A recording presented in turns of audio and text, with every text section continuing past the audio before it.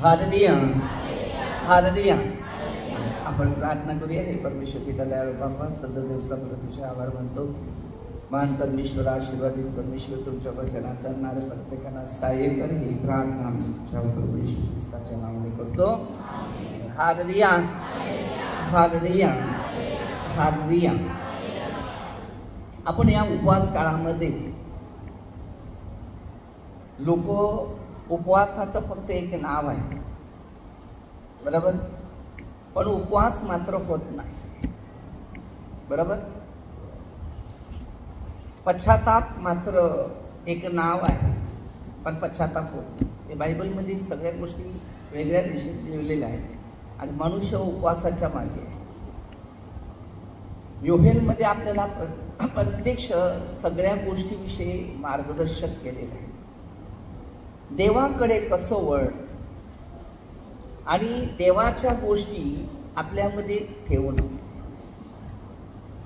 प्रभू येशू ख्रिस्ताने उपवास केले ते या पृथ्वीमध्ये सामर्थ्य मिळवण्यासाठी, या जगाच्या तारणासाठी त्यांनी उपवास केले. आपल्यामध्ये बरेच लोक उपवास करतात, ना कोणाला सामर्थ्य मिळत, ना कोणामध्ये अभिषेक मिळत, ना कोणामध्ये अद्भुत गोष्टी मिळत, बरोबर ना.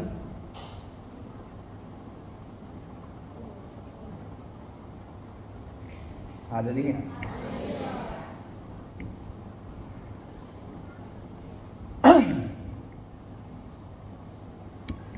विषय काढतो या पवित्र शास्त्राचे. जुन्या करारापासून ते नव्या करारापर्यंत एक मनुष्य जे आहे ते शिक्षण घेत नाही, आणि ज्याला शिक्षण घ्यायचं असेल तर तो वचनाच्या शिक्षणावर लक्ष देतो. मत्ती 24:35 वचन आपल्याला एक घ्यायचं आहे. पहिलं ते वचन घ्या, मग तुम्हाला मी त्याच्यानंतर दुसरं वचन देत असते.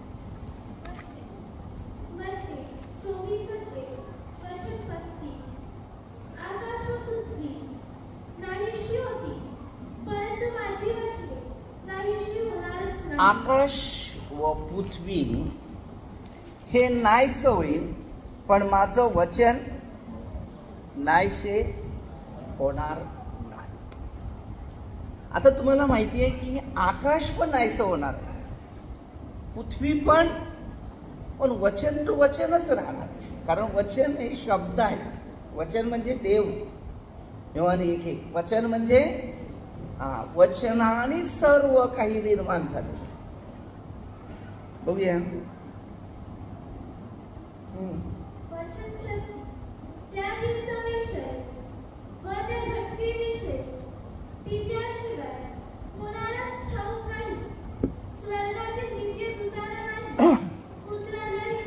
शेवटची घटका आहेत कशी आहे,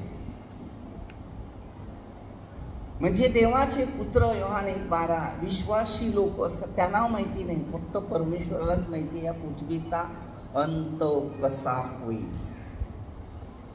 आता तुम्ही न मी जर आहेत, पहिले होते त्याच्यामध्ये, आणि बरेचसे लोक आहेत मातीचा विचार करतात, बरोबर ना. राखेचा बुधवा, राख लावतात, राख माहिती आहे ना. तर आपण राख लावायची का राखेत बसायचं, नक्की काय करायचं.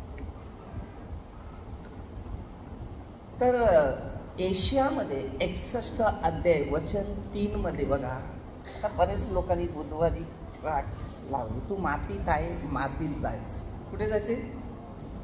कशावर सांगतात तो मातीत जाशील असं, कशावर? तुमच्यामध्ये गॅरंटी आहे, म्हणजे तुम्ही स्वर्गात जाणार नाही. योहान 14:2 मध्ये येशू काय सांगतो, मी तुम्हासाठी जागा तयार करू. आम्ही अपेक्षा मातीची करतो, मग स्वर्गाची अपेक्षा करी. मग तू पश्चाताप केलेला आहे, मग तुझा पश्चाताप कसा आहे, नक्की खोटा आहे का खरा आहे? पश्चाताप करणारा माणूस स्वर्गात, बरोबर ना. मार्क 1:15 मध्ये 3:2 मध्ये 4:17 पश्चाताप काय सांगितलेलं आहे. मग पश्चाताप म्हणजे स्वर्गाचं राज्य. स्वर्गाचं राज्य मातीत नाही, स्वर्गाचं राज्य सार्वत्रिक जीवन स्वर्गात. खरं नाही आहे. मग माणूस काय पेरतो आणि देवाचं पेरणी काय ते पहिलं बघा. जर तुम्ही माणूस सांगतो ते जर करत असेल तर मातीची जागा मातीतच झालं. कारण तुम्ही त्या मातीला आपलं शरीर जाऊन ठेवलेलं आहे अशा पद्धतीने. आणि माती कशी आहे माहिती आहे का? शेवटी हाडं त्याचीच राहतात. 3 ते 3.5 किलोचा मनुष्य जन्माला आलेला असतो, तर त्याची शेवटची जी माती असते 3 ते 3.5 किलोची असते. जर ज्या माणसाला जाळून ठेवलं असेल तर त्याची राख 3 ते 3.5 किलोच बनते, त्याच्यात वाढ नाही. फक्त या शरीरात जे पाप केलेलं आहे ना, या पापाचं वजन शरीरात वाढते. मग तो सांगतो 50 किलोचा झाला, तो 60 किलोचा झाला, तो 70 किलोचा झाला, तो 110 किलोचा आहे मी आहे. वजन वाढलं, पाप वाढलं, त्याने बघत वजन वाढलं. काय बोलत नाही ते. त्या माणसाला विचारा पश्चाताप केलेला आहे का? वजन काय रे, काट्यावर जाऊन फक्त वजन वाढलं, पाप वाढलं ते नाही बघितलं. हा, तर एशियामध्ये 61.3 राख लावायची की नाही लावायची ते बघूया.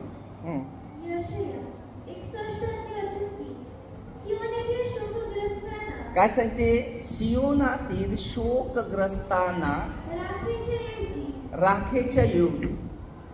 राखेच्या योजी शिरोभूषण घालावे, त्यांना शोकाच्या योगी हर्षरूप तेल घ्यावे, खिन्न आत्म्याच्या योजी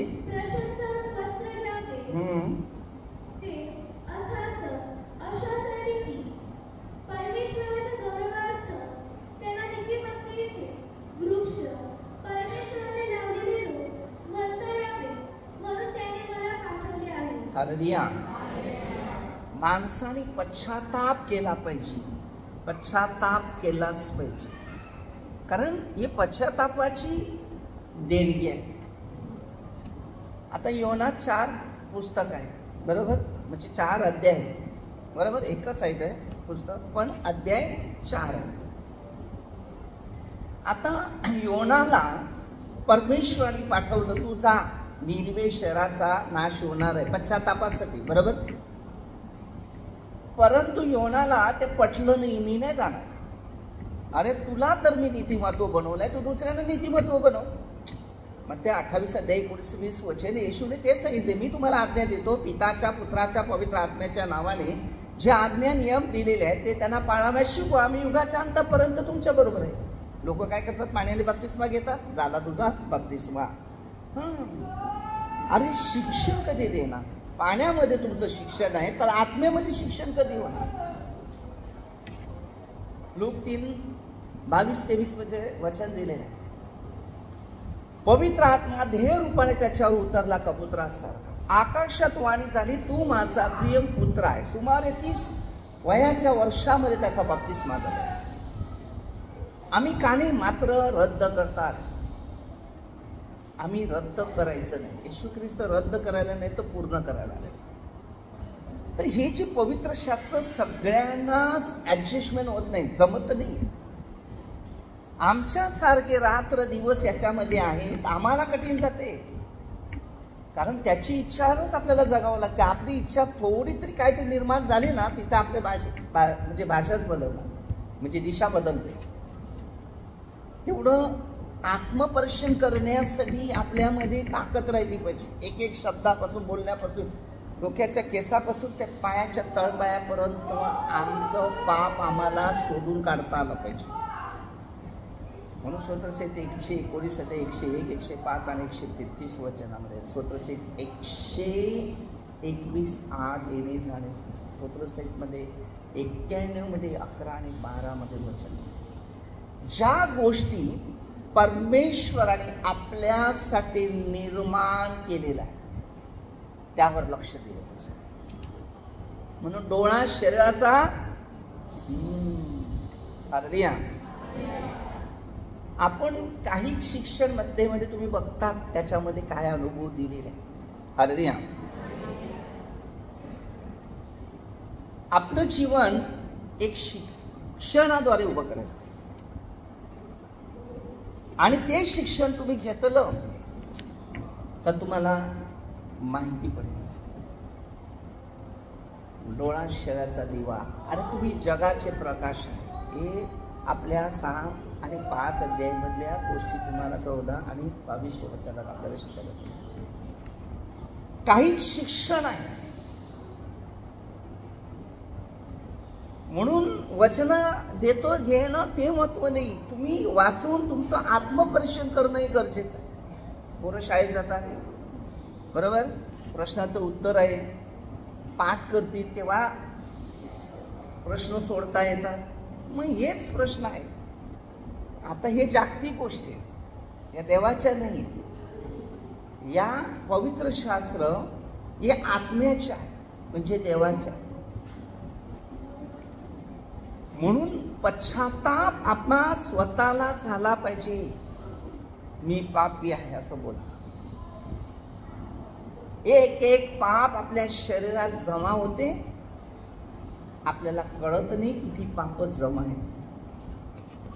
एका सेकंदामध्ये 5 पाप नजरेत येतात. आचार विचार शरीर पाहणं 1 सेकंद काफी आपल्याला. विचारधारा कशी आहे, प्रार्थना कशी आहे, शिक्षण कसं आहे, ज्ञान कसं आहे, दान कसं आहे, वेळ कशी आहे, वेळेचा उपयोग कसा आहे, हा पहिला घ्या. जिंदगीमध्ये सगळ्यात सुख हवं असेल तर हे पवित्र शास्त्र घ्या. खूप शांती आहे, खूप आनंद आहे. म्हणून मी लोकांना काय सांगतो, ही जे उपवास काळामध्ये तुम्ही धावता ते पहिलं हे शास्त्रात काय लिहिलेलं आहे ते बघा. म्हणून पौलाने स्टडी केली भरपूर. या शास्त्राची 14 पुस्तकं लिहिली त्याने. म्हणून रोमक्रस 8 अध्याय त्यांनी काय सांगितलं. हालेलुया. 26 वचनामुळे 10 वचन आणि 26 वचन.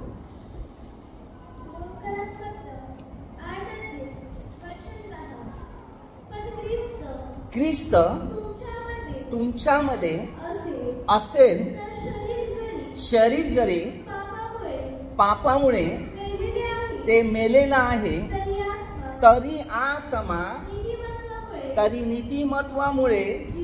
बघा, शरीर पापामुळे मेला आहे पण आत्मा आहे ना तो नीतिमत्वामुळे जिवंत आहे. म्हणजे पवित्र आत्मा आमच्या शरीरात काम करतो काहीतरी चांगलं, तर शरीर पापाने मेले पण आत्म्याने जिवंत आहे.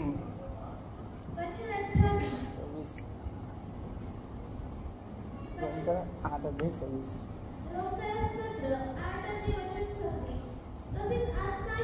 आत्माही आपल्या अशक्तपणामध्ये आपल्याला हातभार लावतो. समजलं? आत्माच आपलं शरीर थकलं भागलेलं असेल म्हणून मध्ये 26-21 आत्मा उत्सुक आहे, देह अशक्त आहे. हे पापामुळे देह अशक्त आहे. पाप माणसाच्या शरीरामध्ये अनेक प्रकारचं दुःख आपत्ती निर्माण करते, त्याला आवडत नाही. म्हणून कोरिन्थियस पहिल्या पत्र 3 अध्याय 16-17 वचन. तुम्ही देवाचे मंदिर आहे, तुम्हामध्ये देवाचा आत्मा वास आहे. आणि जर कोणी देवाच्या मंदिराचा नाश करीत देव त्याचा नाश करीत, कारण देवाचं मंदिर पवित्र आहे ती तुम्ही आहे. असा शब्द प्रभू येशू आपल्याला शिकवतो. हालेलुया. आपलं जीवन देव पित्यार्थ ठेवायचं आहे आणि देवाच्या इच्छेप्रमाणे आपल्या जीवनात प्रवेश करायचा. हा पवित्र आत्मा तुम्हाला सर्व शक्ती देईल. किती लोकांच्या पायाची हाड दुखतात, हाड हाड हाड परिस्थिती आहे. किती लोकांच्या छातीत दुखत, छाती. किती लोकांचे सांधे दुखत, सांधे. हालेलुया. आता तुमच्या प्रत्येकाला वचनाद्वारे परिवर्तन करायचं, पश्चाताप झाला पाहिजे. काय झाला पाहिजे? पश्चाताप झाला पाहिजे की मी चुकलो, माझ्या स्वतःची पाप मला. मग ते 6:14-15 त्याने काय सांगितलं? जर तुमच्यावर कोणी अन्याय अत्याचार केला, जर तुम्ही त्यांना क्षमा केली नाही, तर देव सुद्धा तुम्हाला क्षमा करणार नाही. तुम्हाला आता एक गोष्टी पाठ करायची. तुम्ही प्रार्थनेत येतात ना, ठीक आहे, तुम्हाला कोणीतरी सतावणार न बोलणार, तेव्हा तुम्ही काय करणार? प्रार्थनेला जायचं कमी होणार का वाढणार? हा, हुशारात नाही. एवढे वर्ष थांबले कशाला? आहे की नाही? आपण बऱ्याच टायमात परत आले की नाही? हा, पकडले. म्हणून त्यासाठी ना प्रभू येशू जेव्हा शिष्यांना सुरुवात केली, मत्ते 5 अध्याय पाठ करायचं, मी तुम्हाला सांगतो ना. मत्ते 7:1 तुमचे दोष काढण्यात येऊन म्हणून तुम्ही कोणाचे दोष पण काढायला जाऊ नका. तेव्हा त्यांनी ट्रेनिंग दिलं, त्याला शिकवलं, आत्म्याचं शिक्षण घे, शरीराचं शिक्षण घेऊ नका.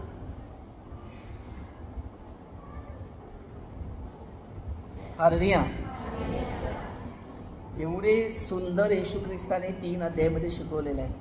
मत्ते 5, 6 आणि 7. या 3 अध्यायामध्ये प्रार्थना पण कशी करायची, दोष काढायचा ना काढायचा, कोणी काय बोललं ते सहन करायचं का मारामाऱ्या करायच्या, हा, एका गालावर मारला तर दुसऱ्या गालावर डाग द्या असं बोलणार. अरे मारायचे तर विषय बाजूला ठेवा, थोडस बोललं तरी बंड वाकडी पॅरेलस ऍक्टिव्ह. देवाने आपल्याला स्वातंत्र्य दिलेलं आहे, शिक्षण दिलेलं आहे, ज्ञान दिलेलं आहे, बुद्धी दिली. वापर कोणी करायचा? तुम्ही करायचा का मी करायचा?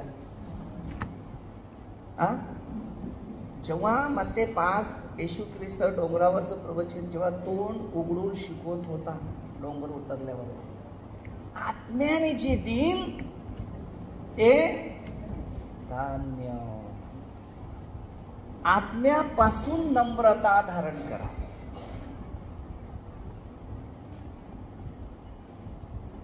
तो काय बोलतो माहितीये का? नीतिमत्वाचे भुकेले न ताणलेले, पाण्याच्या बाटल्या घेऊन नाही, नीतिमत्वाच्या भुकेले न ताणलेले. आपल्या पाण्याच्या टँकर असतात आपल्याजवळ. माझ्या हातात पाण्याचा ग्लास किंवा बाटली कधी बघितलेली आहे का? मला प्यास नाही लागत. खादरी आहे. येशूने काय म्हटलेलं, कोणी ताणलेला असेल त्याने माझ्याकडे.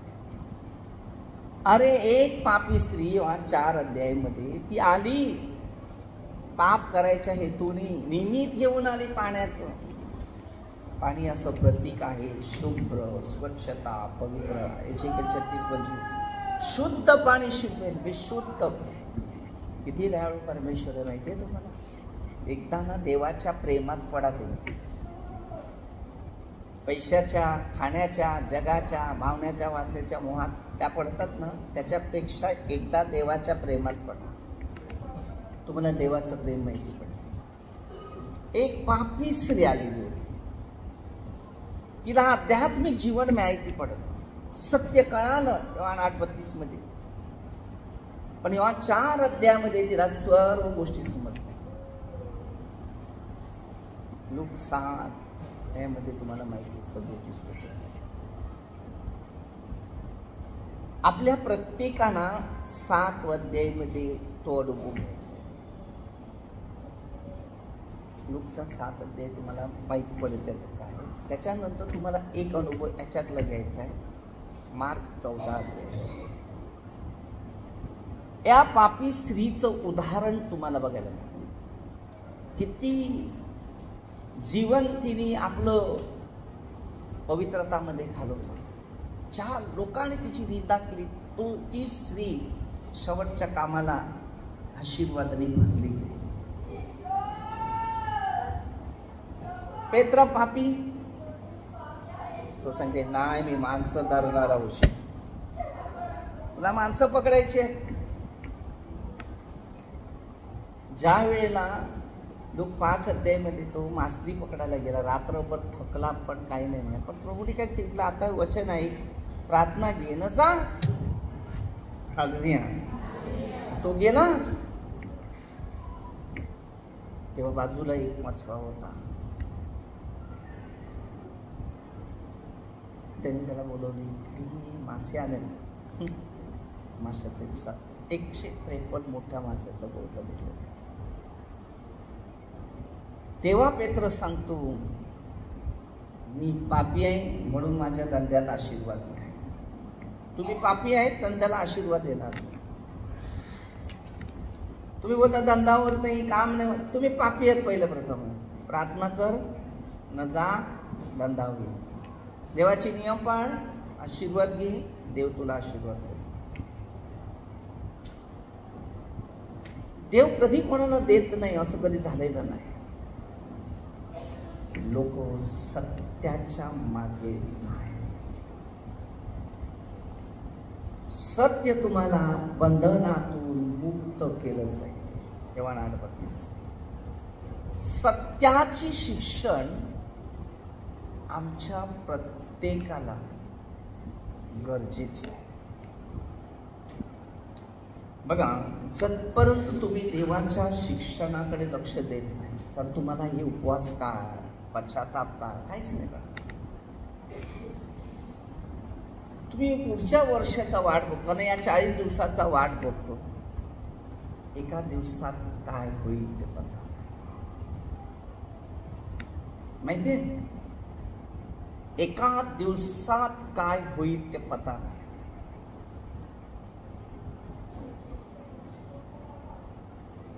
देवाबरोबरचं नातं जोड तर भविष्यात तुझं नातं आशीर्वादाचं होईल. प्रभू येशू दयाळू परमेश्वर. आता आपण देवाबरोबर कधी येतो माहितीये का? जेव्हा हे जगाचं सगळे मोह, पाप, वाईट विचार सगळे सोडतो तेव्हा आपण देवाला पकडतो. न जगाचे सगळे मोह आपल्या जीवनात येतो ना, तेव्हा आपण येशूला पकडतो, सोडून देतो. येशूला लोक पकडतात, प्रार्थनेत येतात तरी पण परिपूर्ण नाही. तो एकदम सोडता येत नाही. नाही एकदम शैतान माणसाला सोडून देत प्रार्थनेच्या माणसाला. बघा, तुम्ही प्रार्थनेला रोज येते, पण देवाच्या शिक्षणाप्रमाणे चालणारा मार्ग आहे तो काम करतील तेव्हा तुम्ही प्रार्थनेचं उत्तर तुम्हाला मिळेल. नाही तर तुमचं जीवन 0 पॉईंटमध्ये राहील. समजलं का?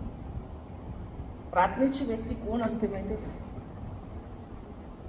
तो देवाच्या शिक्षणाने नियमानुसार जगात भरपूर प्रार्थना करणारी माणसं आहे. माहिती आहे का तुम्हाला? बरेचसे लोक मी तुम्हाला सांगतो निंदा करतो असं नाही, पण हकीकतमध्ये घडणाऱ्या गोष्टी त्या सांगतो. पवित्र शास्त्र असं घेतात, सफेद कपडे पण घेतात, पण तिथे पाठीमागे जर बघितलं तर मत्ते 23 अध्याय, ताटवाटी बाहेरून साप आहे, आतून मैली आहे. कोणताही धार्मिक माणूस आहे. आता माझ्याकडे दुसऱ्या प्रार्थनेची लोक आले ना, तर त्याला मी पहिला काय प्रश्न देईल माहितीये का?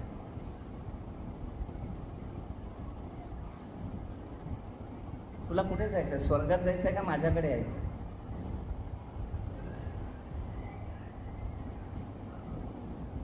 काही लोक येतात,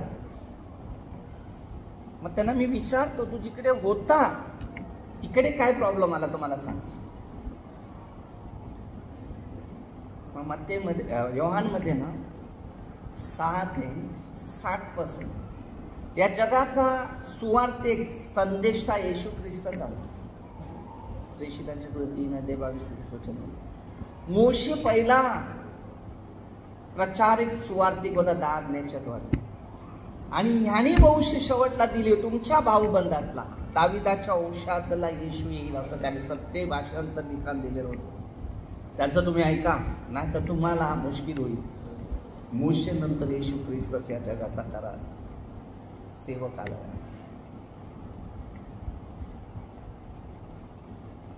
त्यांनी शिष्याला सांगितलं, लूकमध्ये ना 72 शिष्य बनवलेले. किती 72. मोशेच्या सासऱ्याने मोशेला काही सल्ला दिलेला, कामासाठी 70 माणसाची तयारी करायला हवी. सल्लेखार आहे. शास्त्रात असं दिलेलं आहे सल्ला घेण्यासाठी. आपल्या इकडे शास्त्रात तसं नाहीये. हे मानवाचं शास्त्र असं आहे ना, मध्य 10-17 त्यांनी दिले माणसाच्या बाबतीत सावधा. तो दुसऱ्या प्रार्थनेच्या लोकांना सांगतो आमच्याकडे या, गुलाबजाम आणले.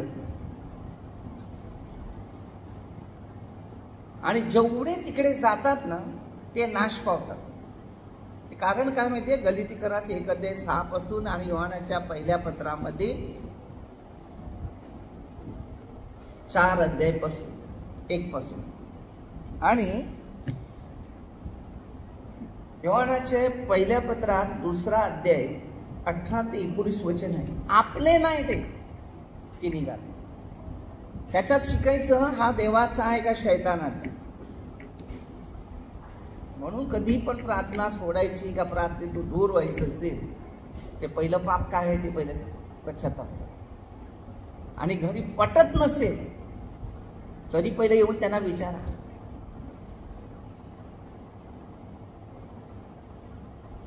हालेलुया. जुदाची कंडिशन काय झाली ती पहिली बघा. त्याच्यानंतर आपली कंडिशन काय होईल ते पण बघा. आणि जर त्या कंडिशन मध्ये आम्ही कुठे रॉंग नंबरला गेलेले असेल तर आमचं भविष्य फार खतरनाक परिस्थितीमध्ये. पहिला पश्चाताप कर. सुख पाहिजे असेल लूक मध्ये ना 15 अध्याय 18व्या वचनामध्ये सांगते,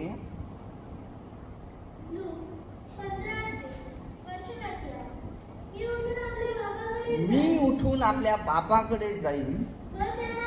त्यांना म्हणेन बाबा कधी काय सांगितले, मी स्वर्गाविरुद्ध व तुमच्या विरुद्ध मी पाप केले. का? कारण पहिल्या प्रथम त्यांनी स्वर्गीय बापाचे नियम मोडले. त्याच्यानंतर पृथ्वीचा बाप होता त्याचे नियम मोडले. त्या तो सांगते मी स्वर्गाविरुद्ध बापा तुमच्या विरुद्ध पाप केले. कारण बाबाकडून ना हक्क घेतला त्यांनी. पैसा मला पाहिजे म्हणजे पाहिजे, हट्टीपणा. आता तुम्ही विचार करा, आपल्या भविष्यामध्ये हट्टीपणा असला तर आपलं भविष्य 0 पॉइंट.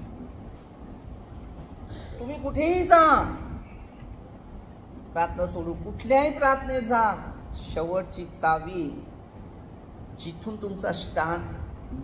तुमचा जिथे स्टार्ट होतो तिथेच एंड आहे.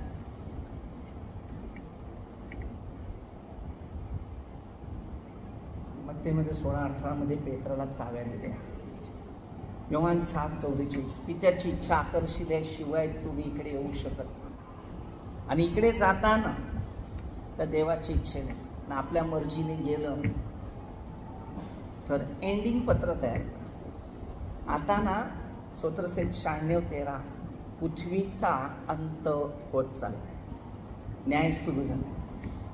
ज्या लोकांनी देवाच्या प्रार्थना सोडून गेल्यात अन्न सुवार्तेकडे गेल्या, आता त्यांना शाप पाठीमध्ये, हर संकट पाठीशी आलेलं, त्यांना कोणीही निभावू शकत नाही. कारण जी जबाबदारी देवाने तुम्हाला हाक मारून दिलेली होती, मलाही तीच दिली. मला हाक दिल्यानंतर मला कामच करणं कर्तव्य का माझा 1 सेकंद माझा नाही. हे बघा, परमेश्वर एकेकांना संधी देते, प्रार्थना सोडू नका. मी तुम्हाला एकच सल्ला देते, तुमचा अंत समय जवळ आलाय तेव्हा तुम्ही समजून घ्या की येशूपासून दूर होऊ. पहिलं सुरुवात करते तुमच्या नातेवाईकमध्ये, हळूहळू तिकडून, आणि तिथून हळूहळू मग तुमचा शेवट असं असते. तर प्रेषित 16:31 मध्ये काय सांगितलं माहितीये का? तू विश्वास ठेवशील तर तुझ्या आणि तुझ्या घराण्याचं तारण तू विश्वास ठेव. म्हणून आपल्या प्रार्थनेमध्ये आपल्याला विश्वासातून चालावं लागते आणि त्याच्यातूनच हे शिक्षण घ्यावं लागतं. कारण ह्याच्यात कम्प्लिटली लिहिलेलं आहे. मी लोकांना काय सल्ला देतो माहिती आहे का, तुला इकडे पटलं नाही ना तर स्वतः जा, हे वाच आणि 4 लोकांना काय जेवढं ऐकले तेवढं सांगायला सुरुवात कर. त्याबद्दल तुला देव बक्षीस देईल, नाही तर शेवट तुझ्या पाठीमागे. कारण वचन तसं, ज्याच्याकडे आहे असे नसे ते देखील का.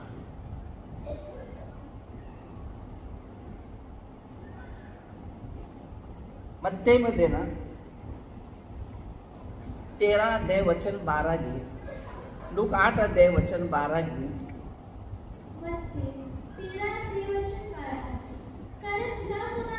ज्या कोणाजवळ आहे त्याला दिलं जाणार, त्याला भरपूर होईल.